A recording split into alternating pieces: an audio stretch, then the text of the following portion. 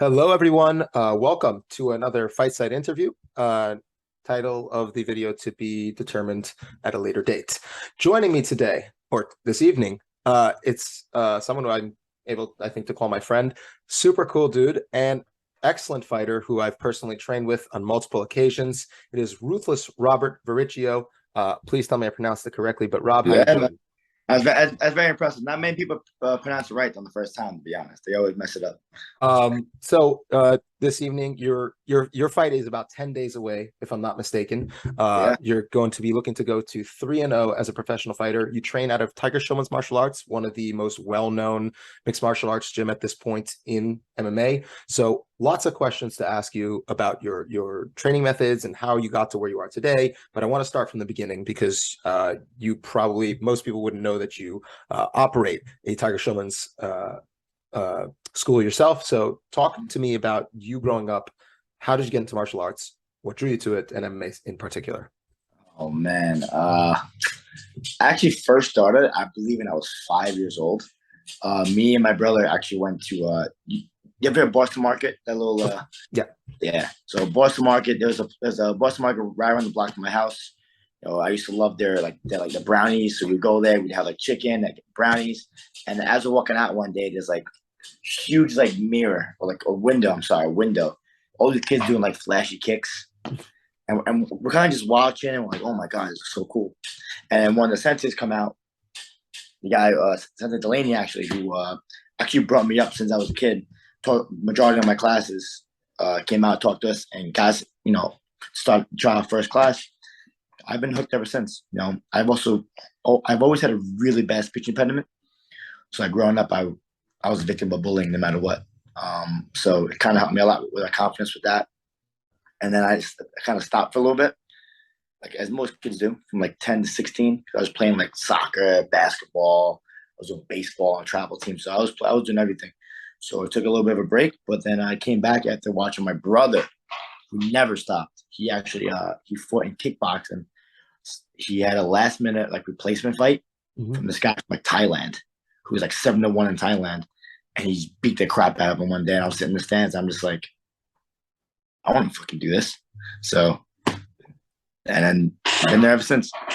Hey everyone, just wanted to remind you all to take a moment to like the video, leave a comment. It really does help us out with the algorithm. If you'd like to see more content like this, make sure you subscribe to the channel and hit that bell notification, which will give you updates on when new content is posted. If you want to support the site, you could check out our Patreon. You'll get access to exclusive content, access to the Discord, and much more. And now, back to the video. To parlay that into what you currently do now, you're also running your own dojo, I guess we'll call it. I'm not Yeah. sure how you guys refer to it, but your own dojo. Talk to me about that experience, how you got started doing that. First of all, how long it's been, and how you developed your teaching style as well. So I started here. I started here really just basically as like a mat rat. Like he paid me to be on the mat to help out when I was 18 years old. And then, I slowly climbed the totem pole. So I teach you one class, and then so I teach in the class, like the later classes, and then eventually, like one day, I had the flu. Someone had the flu. Said that Delaney couldn't make it in, so it was just me. And he was like, "All right, you gotta teach everything." I was like, everything?" He's like, "Yeah, you gotta teach everything." I'm like, "All right."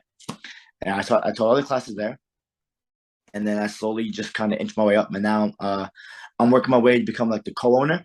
Mm-hmm. But I'm also just right now I'm the head instructor, so I teach like 90% of the class at school, and then the other 10% are like taught by the other Joe Shoes and Sensei himself. Yeah. Mm-hmm. And now to move into your own career as a mixed martial artist, when did you start going to the, I guess you guys call it headquarters?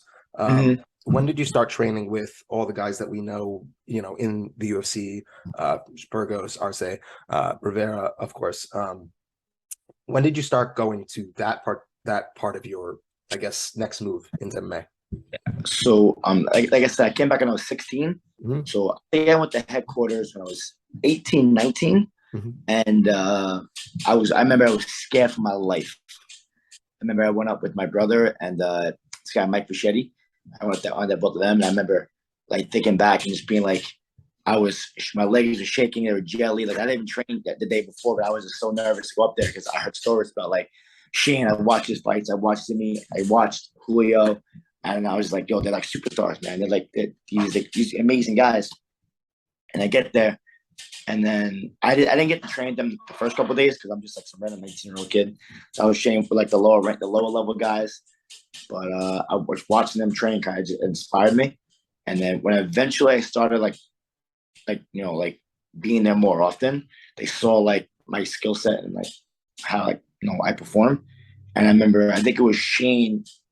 I think not Shane. It might have been Mike Chisano was the first person I had to spar, because I remember Tiger was like, "You fight just like his opponent, man." And I'm like, Ushian. And he's like, I want you to do a round. And I'm like, okay. And I was just scared. And I went there. I just blew my load the first like 2 minutes and got my shit rocked for the next 3. Remember, it wasn't a good sign. But and then after that, like once I had like 3, 4, 5 fights under my belt, it became like a staple. I was there more often, training with like Julio, training with like Jimmy and all them. But that's basically when I started. Yeah, 18 years old was when I went to headquarters for the first time. Yeah.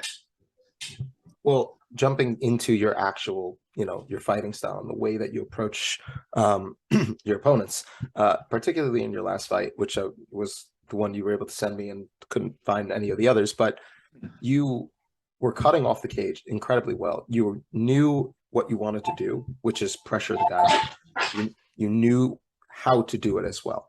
And you also knew what tools to use once you were already cutting off the cage, getting him in front of you. So how did you develop that style in particular? I guess you could tell us how you parlayed your prior experience before training in MMA. And how did you develop it? And how did you hone it in the gym itself? So I honestly, I had to give all that credit to my boxing coach. Mm-hmm. He makes us train at a professional level, even as amateurs.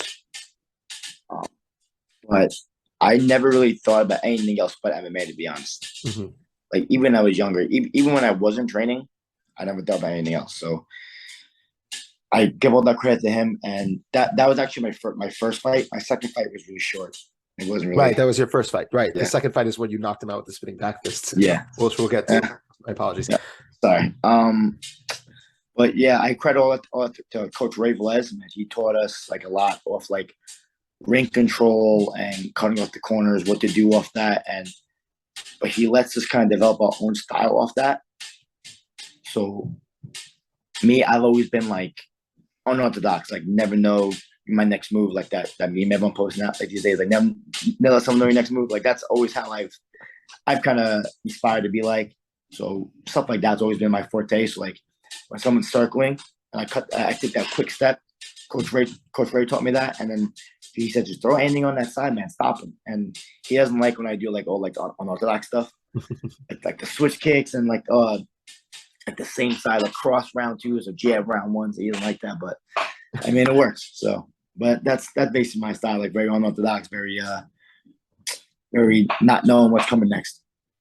I don't think that your styles are comparable in the sense that you're not employing the same tactics necessarily, but it sounds like you're describing yourself almost in a Corey Sandhagen mold, where you'll definitely do unorthodox shit, but you're doing the right things to be able to accomplish those things, right? You're cutting up, right? Like you're throwing strikes to stop the guy from circling out to the direction that he's going. Just a very basic thing, but you're doing it a little bit more with a little bit more flair. Yep. And speaking of your training situation, like we said, you do get the chance to train with some super high level guys, and you've done it from a really early age, really early in your career. Obviously that's got to be an advantage in some way, but specifically, can you talk more in detail about the specific advantages that training with those guys from the start, as opposed to, I guess, later in your amateur or later in your pro career would be? Mindset. Like you don't get that kind of mindset for someone who's an amateur. There are a lot of amateur fighters don't have the mindset to, no matter how good you are, to keep getting better. Like it's very rare to find that. Like when I was training with, like when I trained with Julio, like it's like we're always trying to get better. Like there's never a time where like, maybe we know that. Oh, double leg. All right, what can I do better? And I crazy. And then the second thing is about the mindset is, just like if you're tired, like you can't stop. Like I learned a lot from him because of that. Because when he told me his days, like he works out 6 days a week, but like he works out in the morning, and then he runs the entire school. He goes right to the school, teaches a private lesson, teaches every class, and like trains again. Wakes up early, first one at the gym. Next teaches and trains at headquarters, and then goes home. Does the same thing. And I'm like, that mindset's insane. And he's been doing that for like 7-8 years. Like when I was young, he was the one I looked up to the most. Like when I was there at headquarters, because I was so inspired by how hard he worked. And when I seen him not complain, made me not being able to complain. Like I could not complain at all about my life, seeing how hard he worked. So it really that actually made me, as strong as I am in my mind than anything else, seeing how hard he pushed himself. That's really interesting, particularly because being able to point out the differences between those two mindsets is also really important. Because we really, as fans and as analysts, it's hard to see what the fighters are doing behind the scenes. We talk about the training camps without really understanding them. So that's something that I actually wanted to also ask. Aside from the mindset and the amount of work being put in, what are some of the things that, as a younger fighter, that you never really understood about training camps that you specifically learned outside of maybe training, but just different little things that you need to do as a pro? Take care of my body. They always tell me straight off the bat, they're like, the hardest thing for a fighter to do is rest, right? Like I've always been like one that was like old school. Like if I take a day off, he's working harder than me.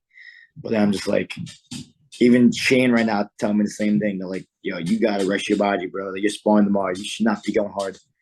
Cool, telling me the same thing, bro. Like you're doing too much. Like you gotta rest. So I did when I was younger, I thought like these guys, all you gotta do is work, and take like no days off, or not, like just kind of put your body through hell, when it's not really like that as a pro. I kind of saw that this training camp as like my third pro fight, that I didn't have to put my body, like, put it through hell, yes, but not like to the point where I can't walk the next day. You know what I mean?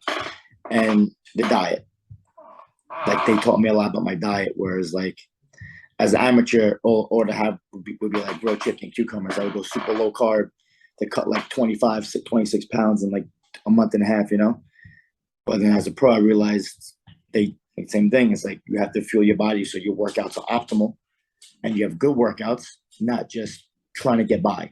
You want to perform well. That's kind of what I've learned going into as pro. That's always been my biggest weakness as a Italian man with an Italian family. We like to eat, So I never learned the proper way to diet growing up, especially with the way my parents fed me. But I learned it kind of not early on in my amateur career, but like later on, early pro stages. And to speak about, I guess, your upcoming opponent a little bit, we don't want to give too much away, but based on, first of all, did you watch any footage that you were able to find? How much attention do you give to that kind of footage early in the career of a fighter? Because again, talented fighters will have much larger leaps of growth in their earlier in their career. And from that, what were you guys able to glean certain things that you feel that you could exploit?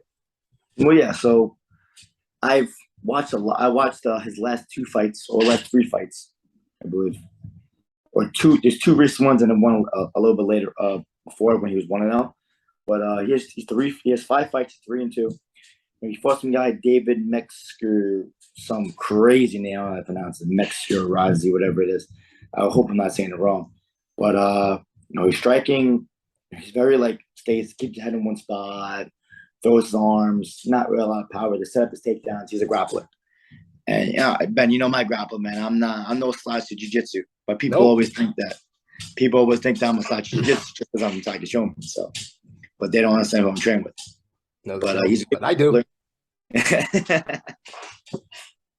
He's a pretty good grappler. Has some nice like anaconda chokes, nice dart chokes. So I'm ready for that. But I watched a lot of his tape. I'm not really afraid. we all have our nerves because everyone can get caught, everyone gets submitted, but I'm not too scared.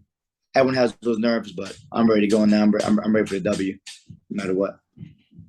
Well, the speaking of your training partner, next time you see him, send regards. I wanted to ask, aside from your socials or whatever else you want to shout out, please feel free, and also tell everyone about when your next fight is, where they can catch it. Floor is yours. All right. Yeah. So you guys want to follow me in my socials? It's my Instagram is at Robert Varricchio, I believe. So same thing, ROBERT VARRICCHIO, and I believe that's my Twitter too. My Twitter, I could be off, but yeah. My fight's coming up October 8th in PA Park Casino. It's 21 and over, so a lot of my kids can't come from the school, but it's going to be on UFC Fight Pass. I believe I'm on the main card, so if anybody wants to come in and view, it's gonna be a good one. It's gonna be a fun one. Everyone, make sure that you go and follow Rob on social media. Go show him some love, show him some support. Try and catch his fight either live and in person, or if you can't, obviously try and watch it on CFFC. I think they air all of their fights, like you said, on Fight Pass, so you'll be able to catch Rob.